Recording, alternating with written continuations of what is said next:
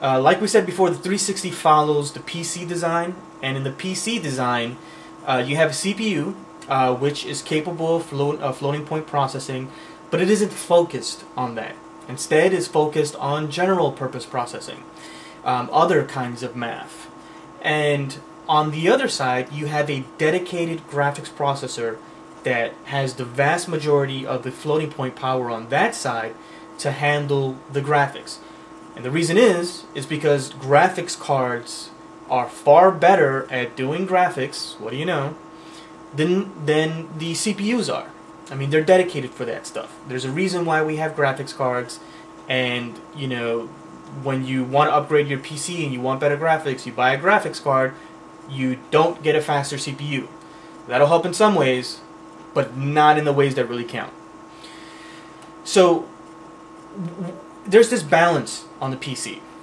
The CPU handles the general purpose processing, and you know, it does a little floating point as needed, and the graphics processor handles all the graphics. And that's the 360's design. That's the same philosophy. They have 3 main cores on the 360 that are equivalent to the main core in the PlayStation 3. So basically, it has 3 times the general purpose processing than the cell processor has. And now the other side of it is that the graphics processor on the 360 was specifically designed from the ground up, from the very beginning, to work well with that CPU. The end result is not only a graphics processor that has superior technology to the one in the PlayStation 3, but its rendering limit is far higher.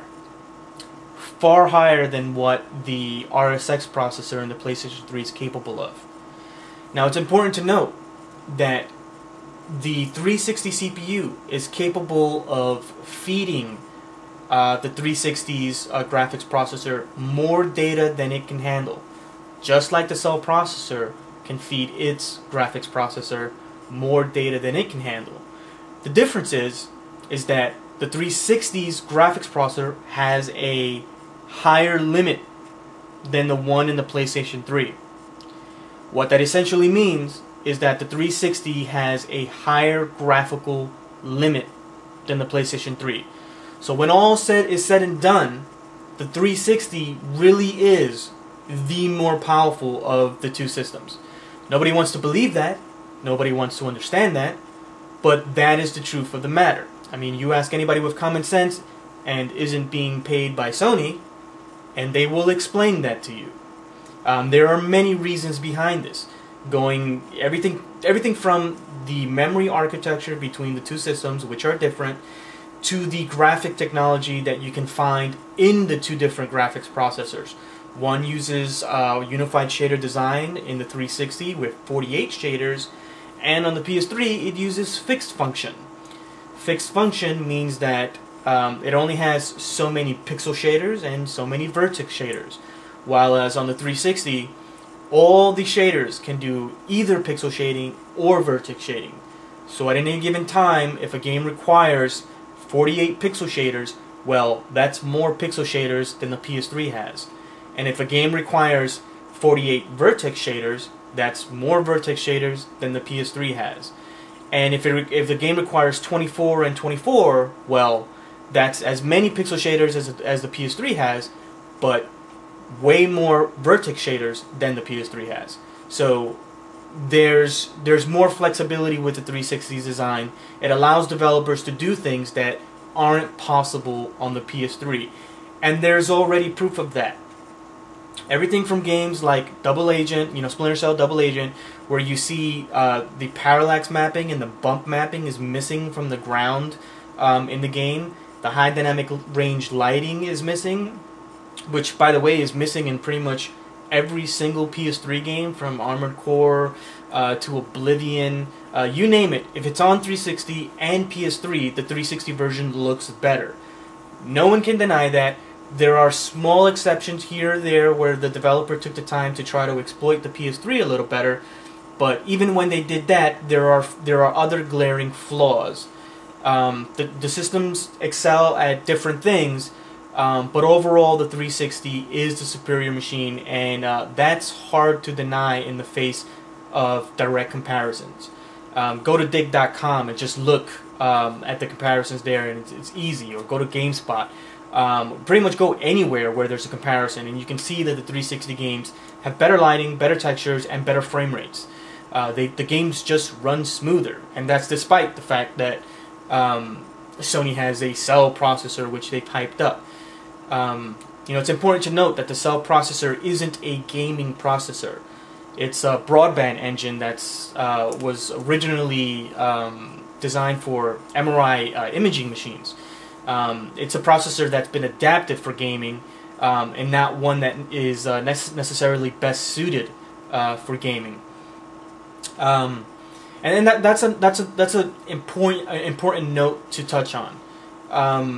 Sony wants to sell the cell processor, and it wants to sell as many of them as it can because, well, it's one of its branded products.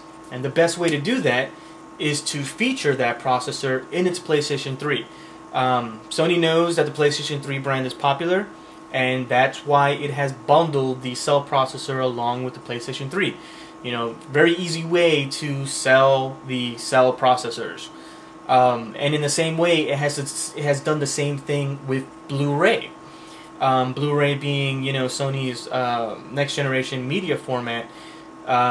What they've done is they bundle that in with the PlayStation brand so that it can sell a whole bunch of Blu-ray players. The side effect of that is that it has made the PlayStation 3 more expensive and not the better gaming machine.